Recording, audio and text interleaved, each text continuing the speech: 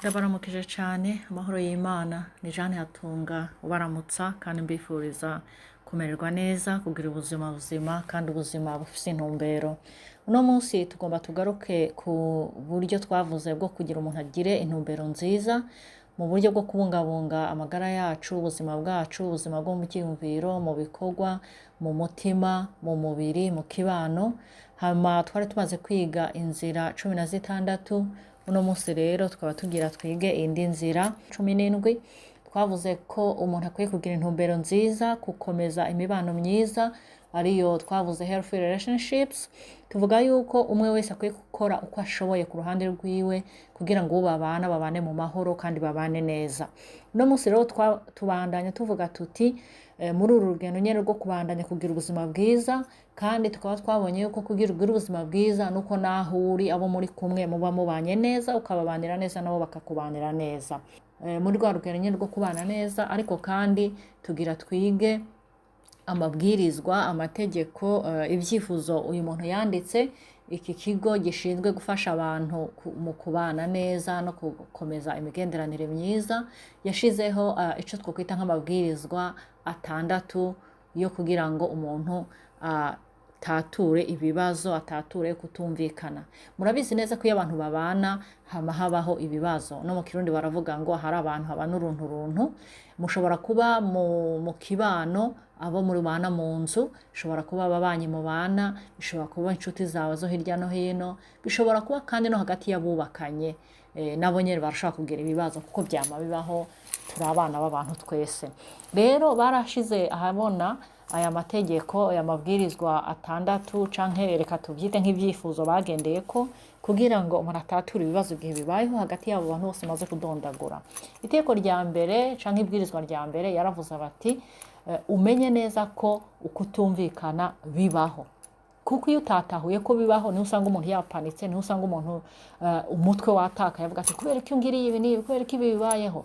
Tubanza gutahura d'abord tukamenya neza ko kutumvikana birabaho mu gihe twese turi abana b'abantu.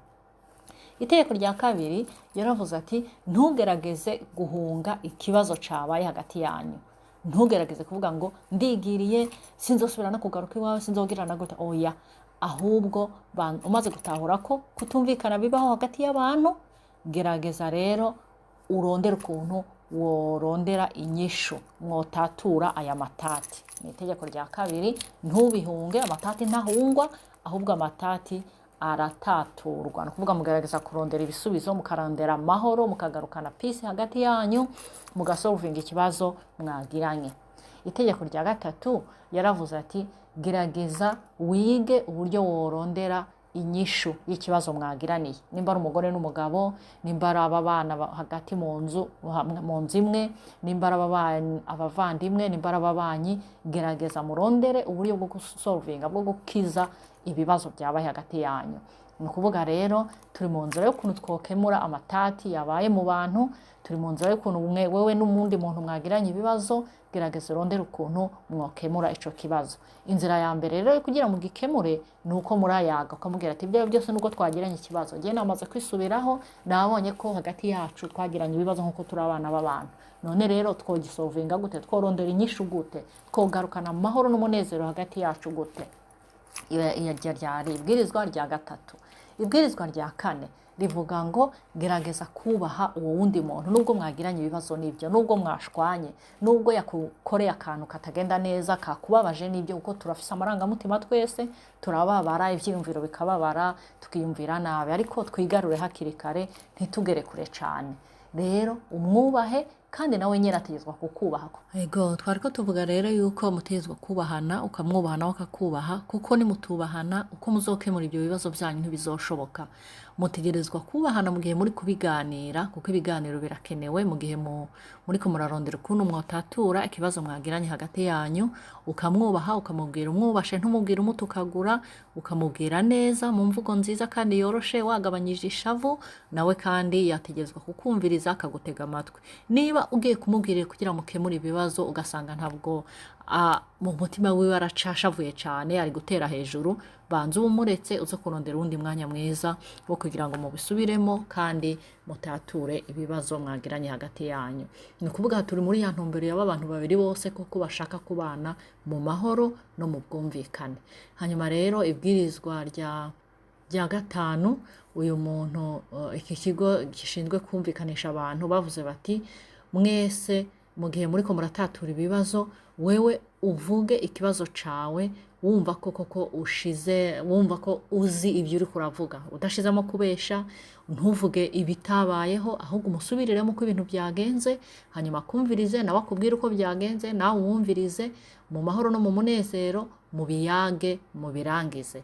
Kandi mu gihe uri kuramubwira ibyabaye, ubivuge neza koko uzi neza ibyo uri kuravuga, hama umubwire mu mvugo nziza kandi witeguye kubabarira. Muribuka ko twavuze ko kubabarira ari ikintu ca mbere gikenewe, kuko nimba nawe utababarira nawe ntuzigera ubabarirwa. Rero mubwire mu ntumbero y'urukundo no kubabarirana no kubana neza mu mahoro, kugira ngo tugire ubuzima bwiza nuko tubana mu mahoro.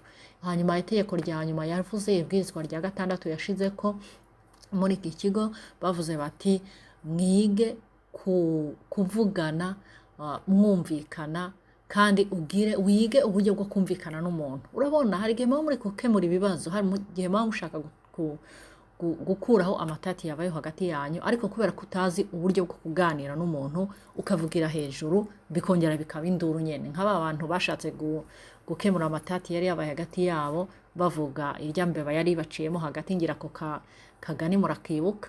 Rero oti umwe yavuga ngo je nabonye imbeba yavanye hariya yazananye harya muri rya ngune, uwundi ati oya ahubwo je nabonye yazananye ngaha. Baca bavugira hejuru bose, barongera bagira ibibazo, barongera barashwana, barashavura, basubira gutukana. Kandi iyo rero umwe wese avugiye hejuru, umwe wese atazi uburyo bwo kumvikana n'uwundi, buri gihe uko mubisubiyemo usanga musubiye muri ya ngorane, mukongera mugashwana, mukongera mukarakara. Ibyo nibyo tugomba gukuraho. Gerageza wige uburyo bwo kuvuga utuje, bwo kuvuga neza ibyo ushaka kuvuga, utabesha, udashize hejuru, kugira ngo uri kubwira nawe akumve, kandi nawe nyine nakubwira nawe umutega amatwi. Cyane cyane dukwiye kwiga twese utega amatwi umuntu ariko aratubwira, kuko naje ubwanjye nasanze iyo umuntu ariko arakubwira, aho kugira umwumve ahubwo ukongera ugahita usubiza, nasanze bidakemura ibibazo, bidatatura amatati. Nanje ndiko ndabyiga, nawe rero ubyige. Hama rero byari ibyo mbifurije kugira ngo mwese mugaragaze gukuraho ingorane hagati yanyu, tugaragaze kubana mu mahoro no mu mwumvikano, kandi mu gihe turiko turatatura ibibazo tubitature neza mu ntumbero yo kubana neza, twige kubabarirana, twige kumvikana, twige kubana mu mahoro. Nibyo mbifurije kandi nanje nibyo niyifuriza. Murakoze cyane, mubana amahoro. Bye.